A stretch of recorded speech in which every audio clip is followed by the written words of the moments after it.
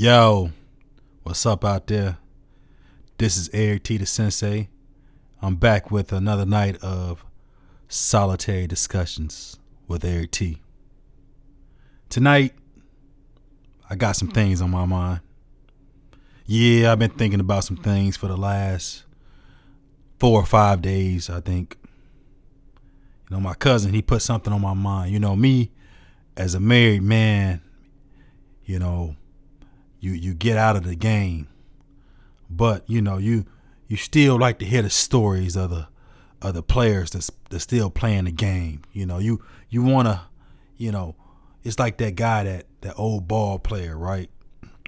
That he's 60 years old, 70 years old. He don't play no ball no more. He played ball a long time ago. But he always walk past that park where they playing ball at. And he keep his eye on the game for a little bit, he see what they're doing wrong, see what they're doing right, see what they're doing different, He studies them, and a part of him, he don't want to get back out there, but he want to make sure that the game is being played with integrity. He wants to make sure that things are going accordingly since he last time laced them up. And that's me as a married man. I like to keep my eye on the game a little bit, just for the players, the guys that's still out there. I got cousins and friends and other relatives that are single, and they tell me stuff about what's going on out there, and I be listening, and I be thinking sometimes boy, y'all don't know shit about the game. Y'all don't know how the game is really played, I be looking at the mistakes they make, and my cousin, one of my cousins, he recently texted me about some freak stuff that he had going on, or something that he seen. I forget what it was, because I got so sidetracked into the other discussion, and the discussion was, it opened up my eyes, because since I left the game years ago, I've been hearing that the guys saying yo, these women don't know how to act, or these women always want something, or these women ain't no good. I hear a lot of things about the women just not being what they were. And when my time was on the floor, I'm looking like there was a lot of good women to pick from. What are you talking about? We was the dogs, not them. We calling them the dogs now, right? So I just been wondering what's been going on out there, what's been going wrong. And my cousin, he texted me this freak stuff, But somehow we got on the discussion about him and other men allowing women to drop their drawers to the floor. I said, cuz, what you say? You let the girl drop your drawers to the floor? I said, nah, bro, when I was out there playing the game, don't no woman drop my drawers to the floor like I'm the woman. Oh, cuz you ain't never really had no eater then. You ain't never had no real freak. I said, yeah, bro, hold on, wait a minute. I had my time, right? But used to be, they might tug down a little bit. You know what I'm saying? Get your attention. Or they might tug down for something quick, or whatever it may be.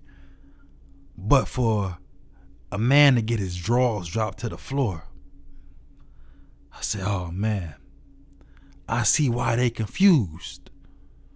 I see why because to me, I feel like that's them asserting their dominance on you, dropping your drawers to the floor.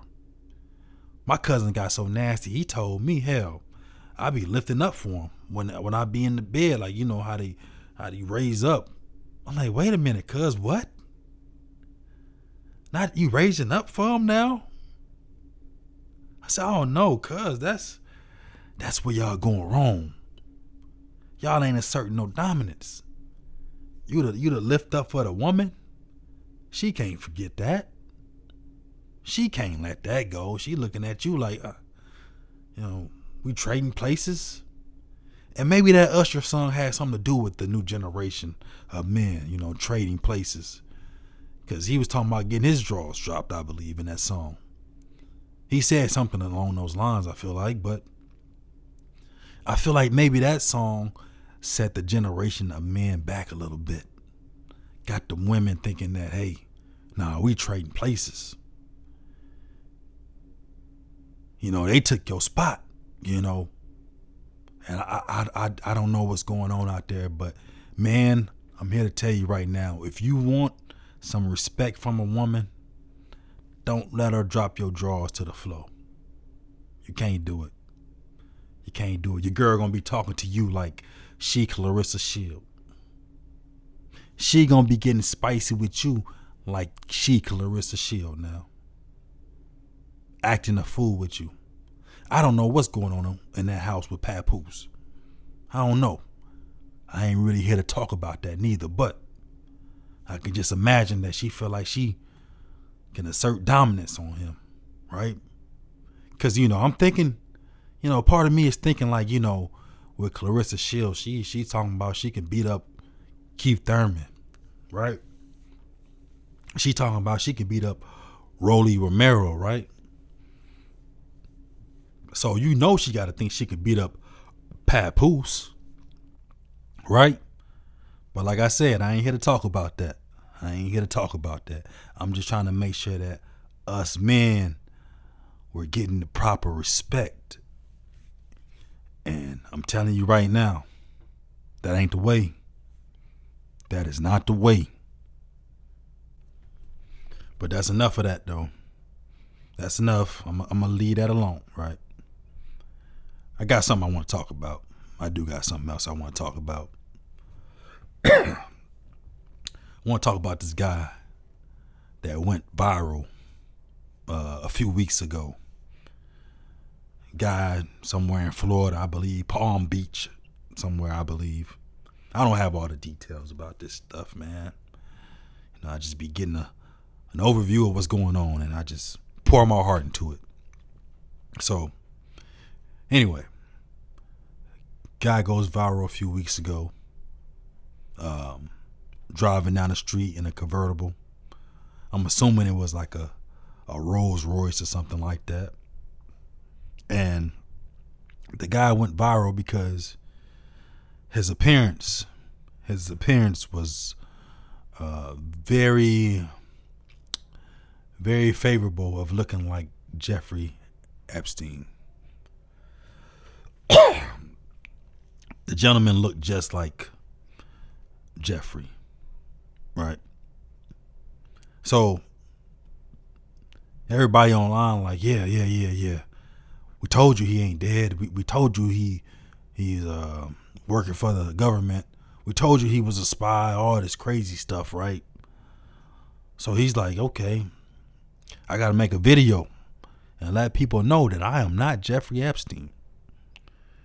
You know, he said he went viral. He seen the attention he was getting. He said, hey, let me let these people know who I am. You know, let them know that I'm not Jeffrey Epstein. So he introduces himself as, hey, I'm not Jeffrey Epstein. I'm Palm Beach Pete. Right? So I'm like, wait a minute, bro. We not doing that, right? We not doing that. You know, you're being accused of looking like someone that is supposed to be dead. You're being accused of looking like someone that people believe that's in hiding. You're being accused of all type of foul things, right? You know, you're at this point, the person that they say you look like is the shittiest person to ever live, right? And when people get these concerns, you come out and say, no, I'm Palm Beach Pete. Hey, buddy, this is a serious matter, bro. You know, who are you, right? You said you're Palm Beach Pete. Like, hey, man, you need to disclose exactly who you are. What's your last name? You know, where are you from? Who are your parents? You got any kids? What schools did you go to? What hospital was you born in? You need to tell us everything about you. Palm Beach Pete ain't doing for me, right? That's too vague. I'm Palm Beach Pete. Like, hey, we don't know who this. Hey, I live all the way in Illinois, right? I don't know nothing about Palm Beach. You need to tell me who you are. We want to know, this Palm Beach Pete. Like, hey, man, I'm going to put it like this, right? The fact that you even look like this guy and you haven't attempt to change the way you didn't attempt to change your appearance. The fact that you look like Jeffrey Epstein and you never attempt to change your appearance. That's striking to me, right? That's very striking that you would, keep that same look. I'm a person that believes in looking at the big picture, right?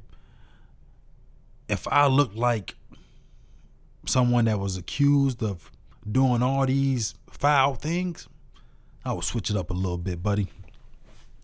I would cut my hair a different way, grow my beard out, whatever I got to do not to look like that guy anymore, right? You know what I bet? I bet Hitler was not the first person with that mustache.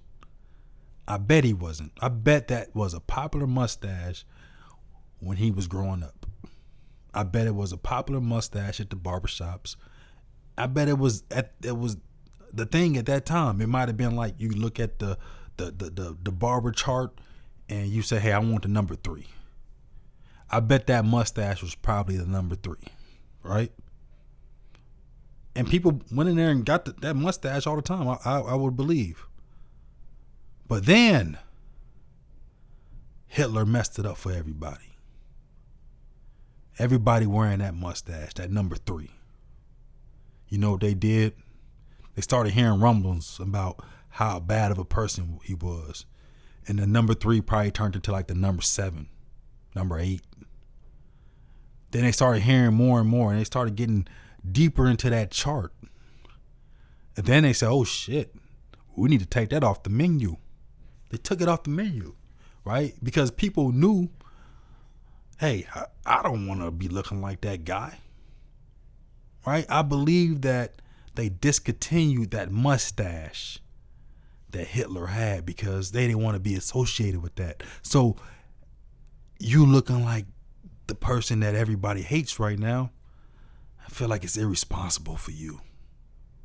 Change up your appearance. Get a bald head, right? That's not something to be proud of, that you look like this guy. They're not saying you look like Brad Pitt, right? They're saying that you're looking very similar to a guy that did some shitty things, and we think you're him. And all you can say is, I'm Palm Beach Pete. What if America is playing in our faces right now? What if it is him? What if it is Jeffrey? This all seems like a cartoon. It all seems like a cartoon that, somebody like maybe he's hiding in plain view. He's in plain view with the Epstein.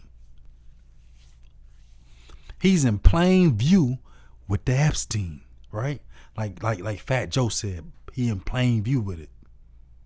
What if he just came out in plain view, said, fuck it, I'm getting back outside, right?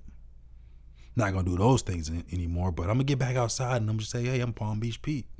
I'm gonna live my life. Oh, it seems like a cartoon, man. But anyway, let's go on to something else. I want to talk about something that happened the other day, we all have these irrational fears. I think that everybody has, like, I'm not going to say everybody, but like 75% of the population may have this irrational fear, right? A fear of something happening that is very unlikely to happen, or almost impossible to even happen, right? So one of my irrational fears as of lately, I never really had an irrational fear until probably like 6 months ago, and I can't explain it, man, but I keep having this fear of running across a tiger, right? Coming face to face with a tiger, right? Like, I don't know. I just be thinking like, yo, I'm gonna see a tiger out here today, right? Like, I sit in my front yard and smoke a cigar or go outside on my deck and I start hearing noises. And I'm like, oh shit, maybe it is a tiger, right? But anyway, right? I go to Branson the other day, family vacation for a whole week. We found ourselves going to 2 magic shows, right?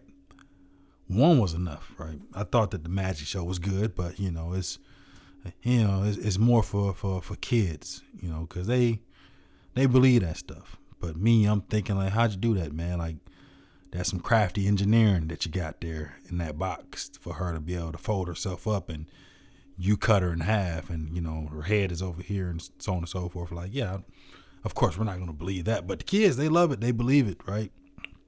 But back to this irrational fear, right? So I go to a magic show, the second magic show, and everything was going well, man. He disappeared or whatnot, and that was cool.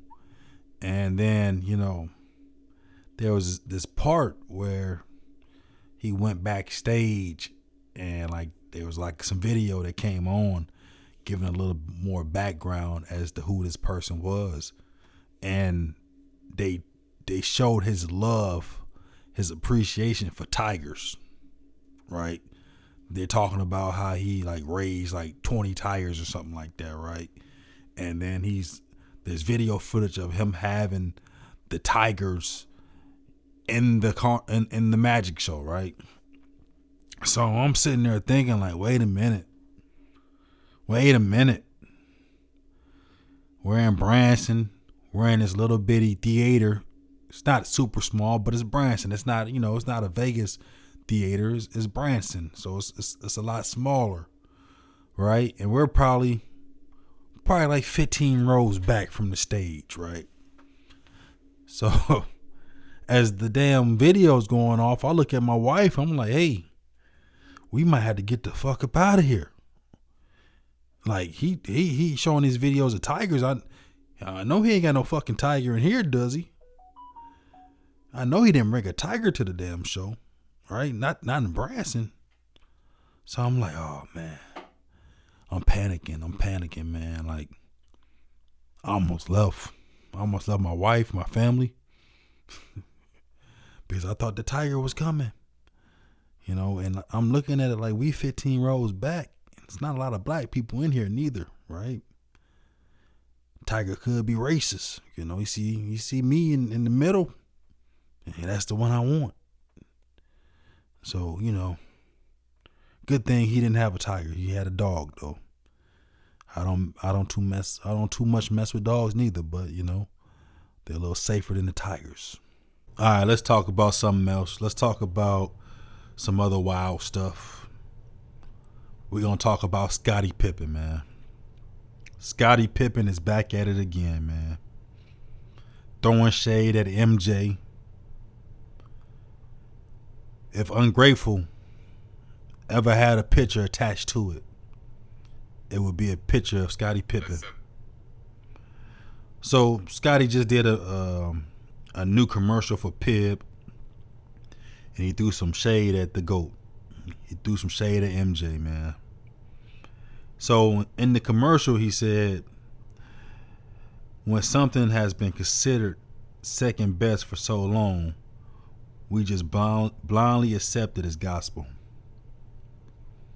And then at the end of it, he went on to say, due to media and documentaries and a machine behind the person that's number one or considered to be number one, number two gets overshadowed. He's saying, hey, there's a lot of a lot of support for MJ being the best and him being labeled the second best. You know, it wasn't due to play. It wasn't due to skills. It was due to media and things like that. That's what he's saying. That's how I take it. And he goes on to say, you know, at the end, Pip is the GOAT. You know, he's saying he's the greatest of all time, man. And I just can't help but wonder, how in the hell did you come up with that? Like, how did you figure that you was the GOAT? Like, I understand that you won 6 titles alongside MJ, and they did consider you the sidekick, right? But lately you've been looking like a bitter side chick. You know, you've been looking real bitter lately, man. It's like you were there for everything, bro. You were there to see him host up 6 finals MVPs. You were right there to see him hoist up multiple league MVPs. Right? You were there watching him just hoist up all these trophies and get all these awards and stuff like that. You were on the bus and they was praising this guy. He was the guy. You know, you see him dripped with awards and trophies and records every night, and you do okay. You over there on the side, but you're watching this, right? How did you determine that you was the best? Cause listen, I used to wrestle, and you know, I lost my share of matches. I won my share of matches, and I lost my share of matches. But on those days I lost, and we was riding back to the house, I had no doubt in my mind that I was not the best place. I was not the best wrestler on that bus. Right? I was like, nah, man, I'd got 2 ass whoopers in a row. I can't be the best person on this bus. You know, buddy, he the one like 4-5 meet straight. I'd have lost 2 or 3 of them in a row now. I might not be the best one on this bus. I might be second, third, fourth best on this bus, right? But you were right there watching him win all these trophies and everything, and you was right there empty-handed, and somehow you determined that you were the best. And I mean, you can argue that, you know, both of you guys didn't have any championship success without each other, right?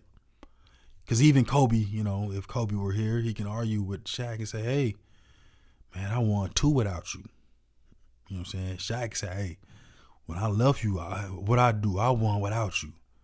Neither one of you can, you know, actually say, hey, I didn't need that motherfucker to win. I didn't need him. Y'all really can't say that. But the thing is, you witnessed greatness. You seen the things he did, man. You seen the flu game. You was holding him up. If you were so cold, why MJ had to go out there cold with the flu? How come he should have been sitting in the back? You the GOAT, right? Yeah, nah, don't worry about this. I got this tonight. MJ didn't believe in you like that. Nah, he knew you couldn't go out there and win that shit. You wasn't no GOAT. Knock it off. Knock it off, Pip. And cut the braids off, man. Cut the braids off too. I'm tired of seeing 50, 60-year-old men walking around with braids. I seen an old dude at the finish line today. Had braids. Had his grandkids with him, man. I said, this shit's embarrassing, man. I'm thinking about, what if my granddaddy had braids? What if my granddaddy had braids? I don't feel like Your old ass walking around with braids could tell me anything. You still worried about your hair. You 60 years old, you still worried about your hair. Nah, get on up out of here, man. Nah, man. Your granddaddy walking around with a bonnet on. 9 p.m., he got a bonnet on his head. He's sitting there getting his hair braided in between your grandmama lap. That's a man? Nah, man. Cut that shit off your head, man. You old, man. You old, man. Let it go. Y'all ain't played in 20, almost 30 years. Y'all ain't won a championship in almost 30 years. Y'all been out the league for 30 years. You did your thing, man. Let it go. You ain't the GOAT, man. You ain't even in the top. You're not even in the top 10. You a bad man, though. You bad. But don't do that, Pip. You look crazy out here, dog. And I hate that, man, because when I was growing up as a kid, Pip was the man. He was the man. MJ was the man. MJ, Tyson. But Pip was somewhere in there, like he was one of the guys. So, but now you just looking lame, man. Hate that shit, man. Bad thing is, I bet MJ don't even know Scottie been talking about him like this, man. He don't even know. He think everything's still good with him and Scottie. Ain't spoke to him in 30-something years. Keep saying he gotta catch up with him. Don't even know. Scottie been dragging his name through the mud. You know, MJ be busy, man. MJ, he ain't got time to deal with people of Scottie's caliber, you know. MJ, he gonna do what he wanna do. You know, he wanna go to horse races. He wanna go to the NASCAR races. Right? He wanna chase them ugly women. Right? He gotta deal with them no good boys of his. So I bet he don't even know that Scottie been running around saying all these crazy things. But he will find out. He will find out. And he will whoop Scottie's ass. Let's talk about something else.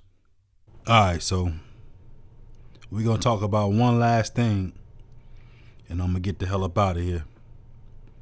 One last thing, and I'm getting the hell up out of here. I want to talk about Ryan Garcia challenging Terrence Crawford, or saying he's not that good. There's a video that just went viral somewhat yesterday, so I'll play the clip. Terrence Crawford. Terrence Crawford. Why Terrence Crawford? I don't think he's as good as people say he is. I mean, you could debate me on that. I think I'm a better fighter, faster, stronger. I'm in my prime. He didn't look good his last fight. I can fight him at 154 if he wants it. So you truly think that Terrence Crawford's overrated? I do. Well, he's never lost, but you think he doesn't have any quality wins? I don't think he's ever fought a generational talent ever in his life. Well, and you're that guy. Of course. You think you're the first guy to give Terrence Crawford his first loss? Yes. Terrence Crawford. He back off his meds, man. The boy is back off his meds, man. He said that Terrence Crawford never fought nobody. And he beat Errol Spence. He beat Sean Porter. And he beat the big dog, the person that was considered the big dog, the undisputed champ at 168. He beat Canelo Alvarez. He jumped up 3 weight classes to fight this guy. And you saying that he's never fought nobody. And you're saying that you're bigger, you're faster and stronger than him, right? And there's a lot of people that said the same thing about Terrence Crawford. I'm bigger than him, faster than him, stronger than him. And all those guys got in the ring and they lost. They all lost. Right? Now, the thing is, you said that Terrence Crawford didn't look good his last fight. He went out there and pitched a shutout against Canelo. After jumping up 3 weight classes, he pitched a shutout. I don't think Canelo looked good at any point in that fight. And I think that was due to Crawford, right? So the thing about it is, man, Ryan, I don't think you're that good, right? Look, you got in the ring with Gervonta Davis and almost didn't get out the ring, right? Tank almost killed you. Tank ducked, hit you in the head. You hit the ground. It didn't look good. Then he hit you in the ribs and that was it. You gave up. You went there and got your ass whooped against Rolly Romero. And I like Rolly. He's a good fighter, but the boy hit you so hard that I thought you exploded. You flew across the ring. I never seen a puncher get punched and just fly across the ring. You flew across the ring, right? You don't want to get in the ring with no guy like Terrence Crawford. If Tank almost killed you, Terrence Crawford is going to kill you if you get in that ring with him. You are going to be the Mexican Apollo Creed. They about to be making movies about you for the next 30, 40 years. Right? Throw in the goddamn towel. You don't want to be that guy, man. You don't want to be the Mexican Apollo Creed, man. Nah, man. You lost your mind. You know, and people talking about some, yeah, Terrence Crawford should come out of retirement and fight him. No, he shouldn't. That does nothing for his legacy. I was just talking about Floyd Mayweather potentially coming back and fighting Ryan Garcia. It does nothing for his legacy, but they say that Floyd needs money. So might not do nothing for your legacy, but it'll do something for your pockets. And I said that the 47, 48-year-old Floyd should get in the ring and fight you. And I think that the 47, 48-year-old Floyd wins.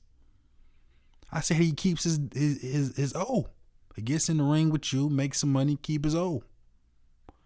And you mean to tell me that I don't believe you can beat the old Floyd, but you can beat the big dog, Terrence Crawford?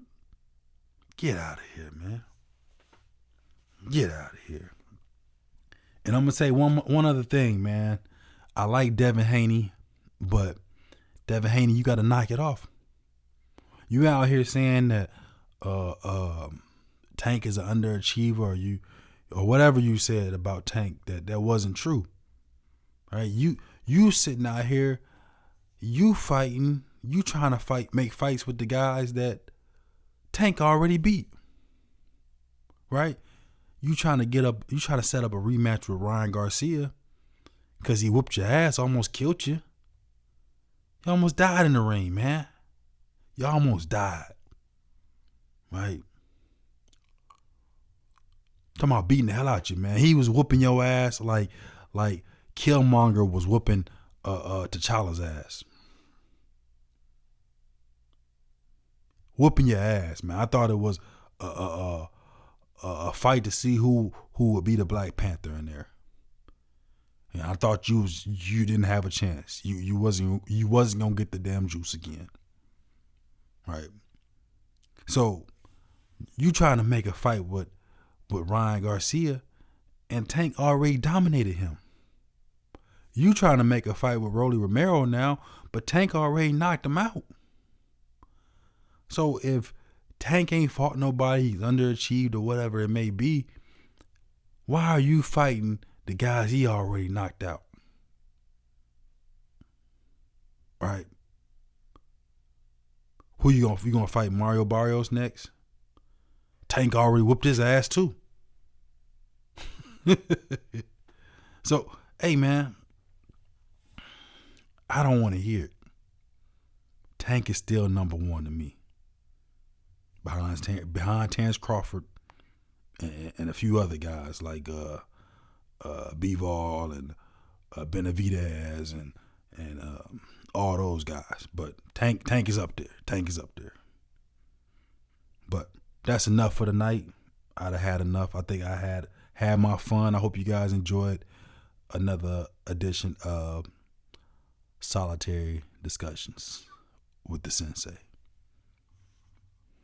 Peace.